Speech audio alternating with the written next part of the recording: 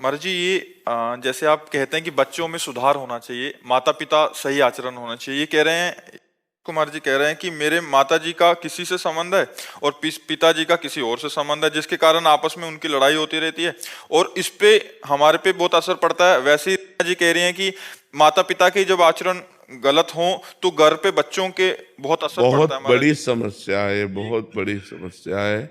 और आप लोग अपने को संभालिए। किसका प्रश्न है? हाँ, आप लोग अपने को संभालिए। बहुत कलयुग का विचित्र समय हो रहा है। अब इस पर हम क्या बोल सकते हैं? जहाँ चरित्र ही दूषित हो रहे हैं, माता पिता बच्चों के चरित्र का निर्माण करने वाले गुरु हैं। मातृ देवो भव, पितृ देवो भव।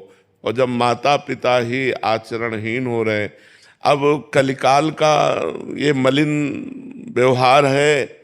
हमें लगता है बच्चों को अपने जीवन को संभालना चाहिए, ऐसे माता पिता से दूरी बना लेनी चाहिए।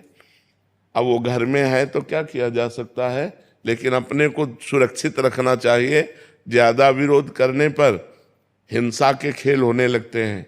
तो मुझे लगता है कि हिंसा ना करके, अपने जीवन को पाप में न डाल करके, उनके आचरणों की उपेक्षा करके अपने जीवन को बचाना चाहिए। इसी कारण मैंने 2 बार मतलब काफी बार माता पिता पे हाथ उठा दिया। वही तो मतलब, हिंसात्मक प्रवृत्ति ना करे, चुपचाप शांत अपने जीवन को। तो अब जब जैसे बच्चे सयाने हैं और देख रहे हैं कि माँ गंदे आचरण कर रही है, तो फिर असहनीय हो जाता है। पर हमें उन बच्चों से प्रार्थना करनी है कि ऐसा करने से आप जेल के अधिकारी होंगे, आप जेल में जा कर के कष्ट भोगेंगे। तो आप ऐसा क्यों करें? आप ऐसे माता पिता का मन से त्याग कर दें। और अगर सयाने हैं तो बाहर जाकर कमाइए, खाइए, अपनी जिंदगी जीजिए। ऐसे माता पिता के संग से दूर हटिए। जहाँ तुम्हारे अंदर क्रोध आता है, तुम्हारे अंदर हिंसा की भावना आती है, उसको त्याग कर दो, नहीं तो तुम्हारा जीवन बर्बाद हो जाएगा। मान लो तुमने माँ को मार दिया या पिता को मार दिया तो जेल तुम्हें होगी, जेल के भागी बनोगे। तो फायदा क्या हुआ? पूरा जीवन जेल भोगो। वो अपने आचरण जो कर रहे हैं करने दो, तुम अपने जीवन को संभालो, पढ़ो लिखो, मेहनत करो, नौकरी पेशा करो। अब ऐसे माता पिता से उदासीन हो जाओ जो ऐसे गंदे आचरण करने वाले हैं, क्योंकि समय बहुत गलत चल रहा है। अब जैसे 50-60 वर्ष की आयु होने के बाद सबको चाहिए कि ब्रह्मचर्य से रहे और भजन करे। अब जब 50-50 वर्ष के लोग गंदे आचरणों में जा रहे हैं तो कितनी बुद्धि भ्रष्ट हो गई है। 22 वर्ष तक ब्रह्मचर्य रहे और उधर 50 वर्ष के बाद ब्रह्मचर्य प्रारंभ कर दे, बीच में गृहस्थ आश्रम का प्रयोग करे, तो वो जीवन मोक्ष का अधिकारी हो जाता है।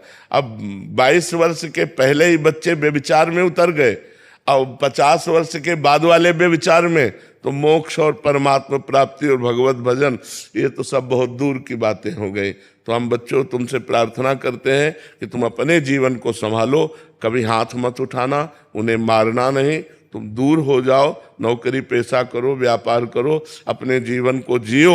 उनको मतलब मारना नहीं, कभी उनकी हिंसा मत करना, और वो तुम्हारे समझाने से समझेंगे नहीं।